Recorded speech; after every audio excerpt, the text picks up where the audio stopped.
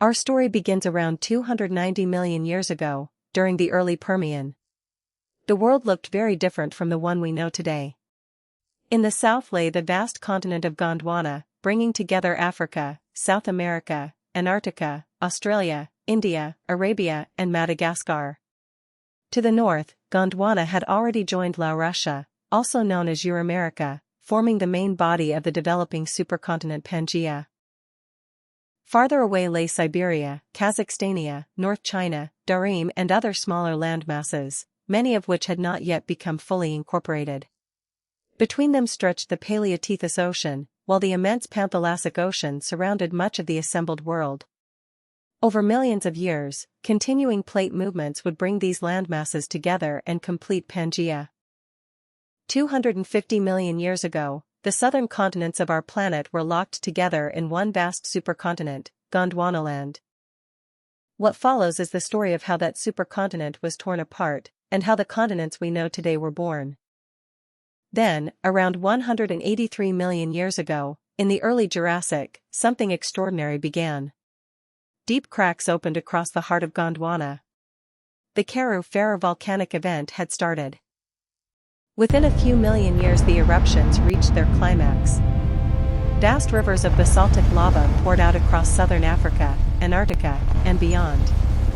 Here, in what is today the Upper Orange River region, the area we now call Tiger Canyons, the lava flows were especially powerful. These eruptions would later help shape the deep canyons and dramatic landscapes of the Karoo. By 180 million years ago the intensity began to fade, though extensive lava fields still remained active. Approximately 150 million years to 140 million years ago. As the volcanic heat weakened the crust, long rift zones opened. The first major continental separations began. Shallow seas started to invade the widening valleys. The Mozambique Seaway appeared, and the South Atlantic began as a narrow rift basin. Approximately 125 million years to 120 million years ago. South America slowly pulled away from Africa. Yet India and Madagascar remained joined together as one block, still attached to the eastern side of Gondwana. Australia stayed linked to Antarctica.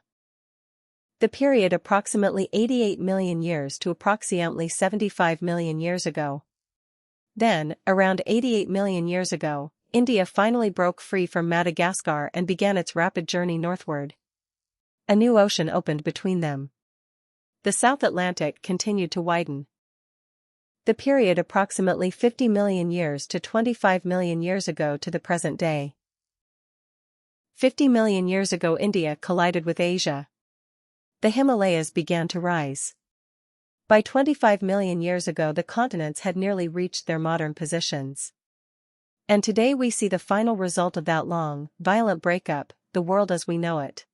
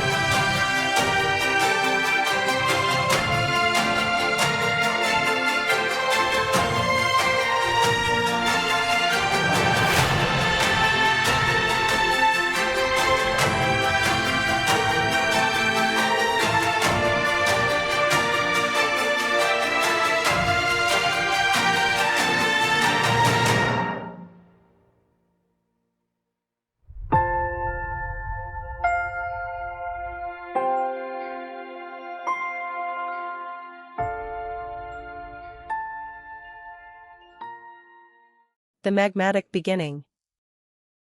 The story of the Upper Orange River Canyons begins long before the first stream crossed this landscape. Around 183 million years ago, during the Great Karoo-Ferrar magmatic event, enormous volumes of magma rose through fractures in southern Gondwana. Mantle plumes activity causes massive fissures eruptions which flood the region with basaltic lava. The volcanic outburst peaked around 140 million years ago. The basaltic lava flows cover the landscape in thick layers, filling low areas.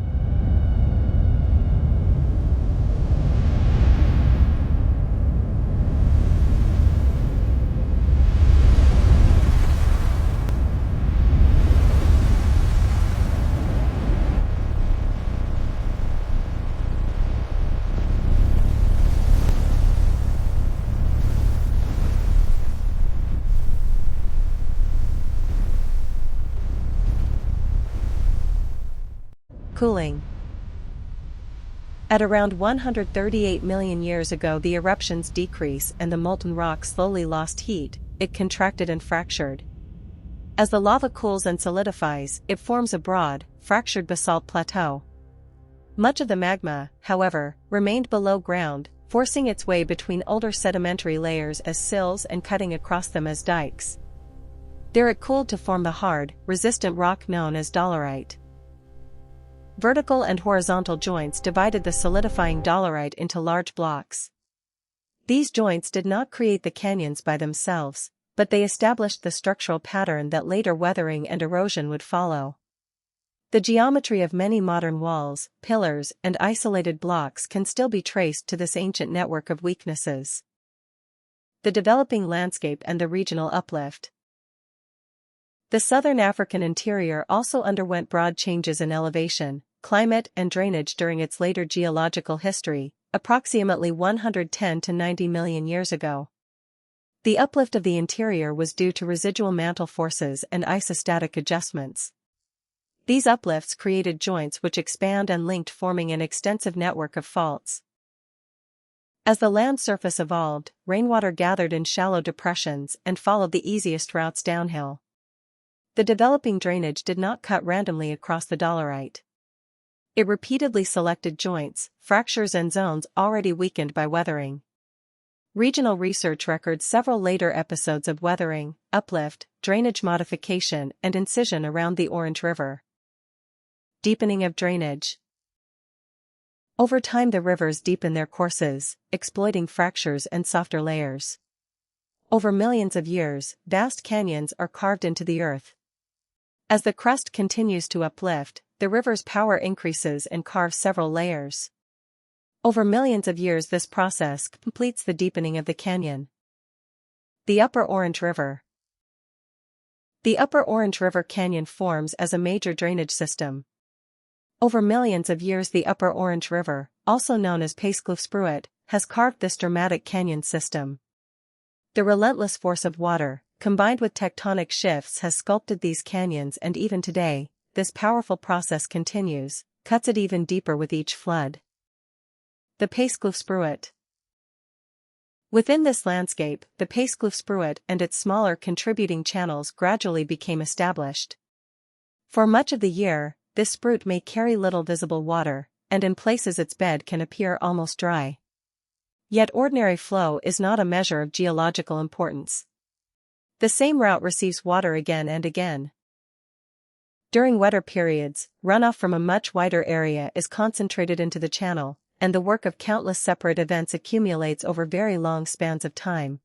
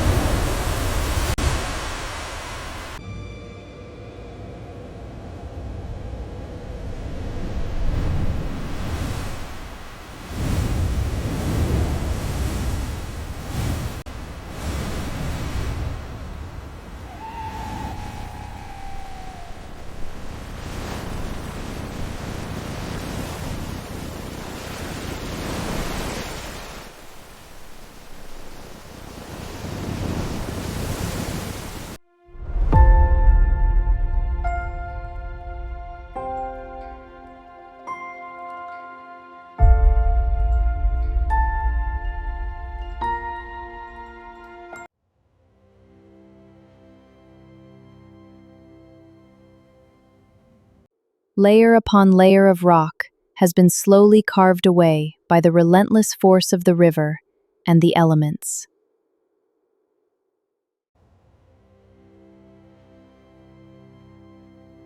These same geological processes will continue to shape the landscape for millions of years to come. This is not the final stage. These same geological processes will continue to shape the landscape for millions of years to come.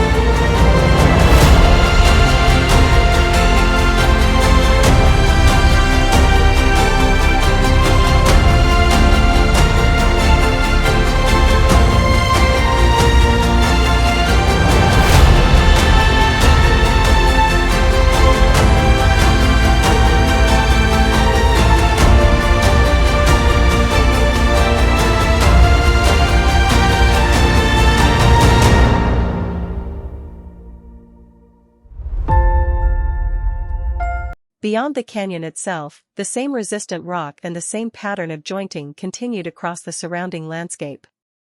Vertical and horizontal fractures divided the original rock mass into pillars, slabs, and enormous individual blocks. Weathering penetrated these weaknesses, gradually separating the blocks. As erosion removed the more fractured and weathered material around them, the most resistant masses remained standing above the lowering surface. Over immense periods of time, these surviving remnants became isolated stacks and balanced formations known as tors. They were not raised above the landscape, rather, the surrounding material was progressively stripped away, leaving them exposed.